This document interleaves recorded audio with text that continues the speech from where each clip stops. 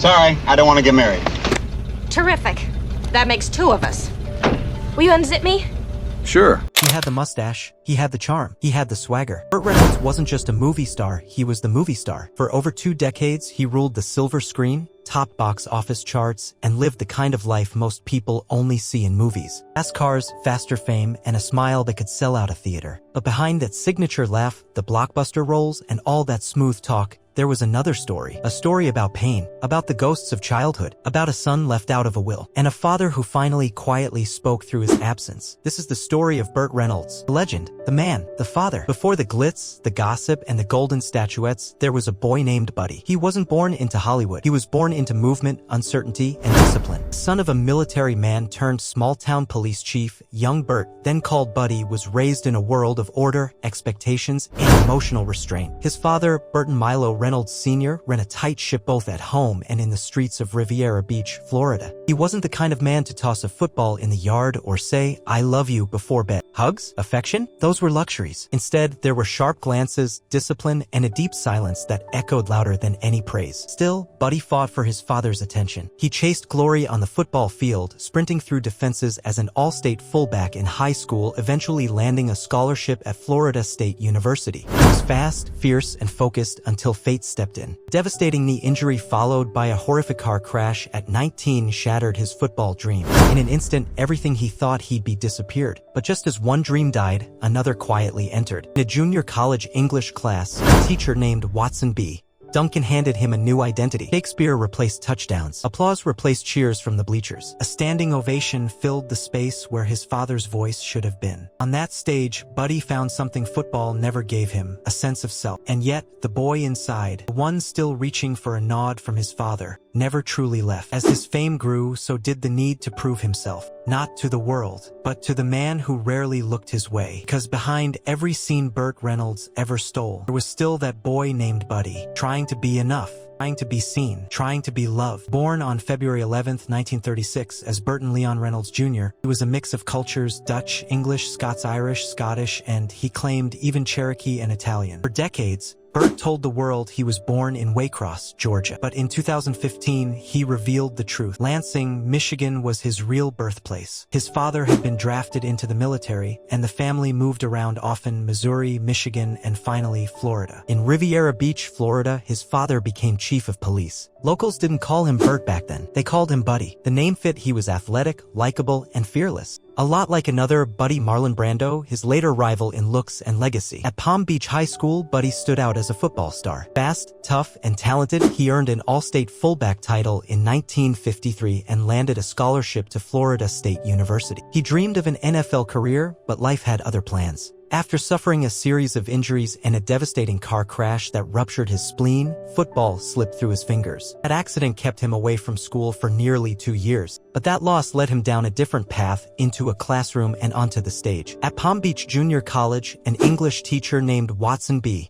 Duncan III would unknowingly set in motion the rebirth of Burt Reynolds. It started simply: an English class, a passage of Shakespeare, and a teacher who saw something beneath the bruised athlete's bravado. Duncan, a refined man with a passion for literature and the arts, recognized a spark in Burt that no coach or scout ever had. One day, after hearing him read aloud, Duncan paused, looked up, and said, "You belong on a stage, not just a field." Reluctantly, Burt agreed to audition for the college play Outward Bound. He read 2 lines. Just 2, and they handed him the lead. What followed was nothing short of a revelation. Under the hot lights, in front of an expectant audience, something clicked. The adrenaline of performance surged through him, not unlike the feeling of charging down a football field. Only this time, the applause wasn't for brute force, it was for vulnerability, for expression. That performance didn't just earn him the title of Best Actor at the college's Drama Awards, it earned him a scholarship to the prestigious Hyde Park Playhouse in New York. For a boy from a working-class family in Florida, this was a ticket to a different world. At Hyde Park, Burt was immersed in a theater culture brimming with ambition, bohemians, and future stars. It was there that he met Joanne Woodward, graceful, sharp, already a rising star. She saw in Burt not just charm, but possibility. She helped connect him to an agent, even admitting later, "I never actually saw him act, but he had this sweetness, this warmth. You just wanted to help him." From that point on, Burt wasn't just playing roles, he was chasing something he hadn't even realized he was missing: purpose. identity, maybe even healing. In New York, he took acting classes with future icons like Carol Lawrence and Red Buttons, struggled to make rent, questioned himself often, and even thought of giving up. But then came a part in a revival of Mr. Roberts, his first real professional gig. Charlton Heston starred. Burt understudied. He wasn't a star yet, but he was on the path. And for the first time in his life, he was playing his game, not his father's, not the world's. In New York, he met actress Joanne Woodward, who helped him get an agent. Even though she'd never seen him perform, she said he had this lovely personality that made you want to help him. With that charisma and an unstoppable drive, Burt clawed his way into TV roles: Pony Express, Schlitz Playhouse, M Squad, even jumping through glass on live TV for $150. Then came his break in Riverboat. It didn't last, but it was enough. From there, it was Gunsmoke,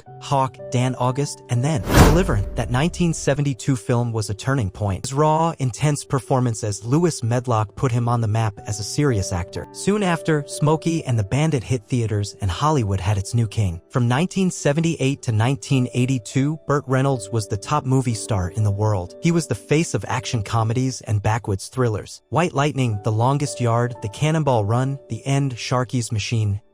After hit. Audiences couldn't get enough. But Burt didn't just act. He directed, produced, and often did his own stunts, paying dearly for it. He fell off waterfalls, injured his tailbone, and developed a serious jaw condition after being hit with a metal chair on the set of City Heat. The pain led to a painkiller addiction that haunted him for years. Still, the fans adored him. He was tough, charming, and, above all, human. But while his career soared, box office hits, magazine covers, and adoring crowds, his personal life was tangled in a different kind of script, one that didn't always have a happy ending. Burt's love life read like a tabloid dream, equal parts fairy tale and tragedy. He married British actress Judy Carne in 1963. Their marriage was passionate and short-lived. By 1965, it was over. Judy would later describe their union as a whirlwind of glamour and emotional disconnect. Burt, on the other hand, rarely spoke about it, hinting only at how fame often made intimacy feel impossible. Next came actress Miko Miyama, followed by a romance with the iconic Dinah Shore. She was elegant, sophisticated, and most notably 20 years his senior. Critics raised eyebrows. Burt didn't care. He adored her. They shared a love of golf, laughter, and quiet afternoons away from the flashbulbs. But despite their bond, the age difference proved too much, and they parted ways in 1975. Then, in a brief moment of country charm, Burt dated Tammy Wynette. The romance was fleeting but headline-worthy. But all of these relationships paled in comparison to her Sally Field. When Burt met Sally in 1976, it was electric. On screen and off, their chemistry was undeniable. Together, they filmed some of Burt's most beloved movies: Smokey and the Bandit,